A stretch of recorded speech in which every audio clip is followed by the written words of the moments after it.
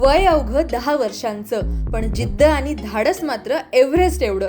बुलढाणा जिल्ह्यातल्या साखळी बुद्रुक गावातल्या सिद्धी विठ्ठल सोनवणे या चिमुकलीनं असा काही पराक्रम केलाय की ज्यामुळे संपूर्ण महाराष्ट्राला तिचा अभिमान वाटतोय. अवघ्या 11 दिवसांमध्ये तब्बल 5300 मीटर उंचीवरील एव्हरेस्ट बेस कॅम्प सर करत सिद्धीनं तिरंगा ध्वज फडकवला आहे आणि बुलढाण्याचं नाव देशभरात उंचावलंय. वयाच्या 5व्या वर्षापासूनच रनिंग, मॅरेथॉन, कळसुबाई शिखर, केदारकंठा ट्रेक आणि कोकणकडा रॅपलिंग सारखी आव्हानं पेलणाऱ्या सिद्धीच्या कामगिरीची दखल इंडिया बुक ऑफ वर्ल्ड रेकॉर्डनं सुद्धा घेतली आहे.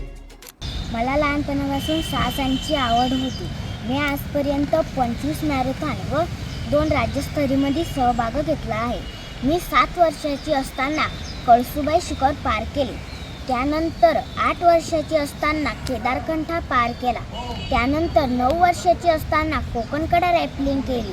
त्यानंतर 9 वर्षाची असताना शीतकडा रॅपलिंग केली. कोकणकड्यामुळे माझे इंडिया बुक ऑफ रेकॉर्ड झाले आणि आता मी माउंट एव्हरेस्ट बेस कॅम्प पूर्ण केला आहे. आज मला खूप आनंद अभिमान वाटत आहे.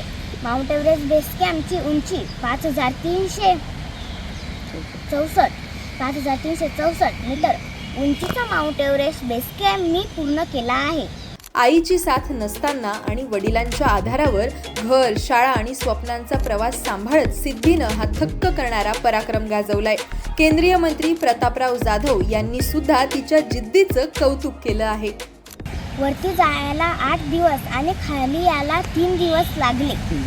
तिथे पोहोचल्यानंतर ऑक्सिजन कमी झाले, पण आम्ही ऑक्सिजन सोबत ठेवले होते.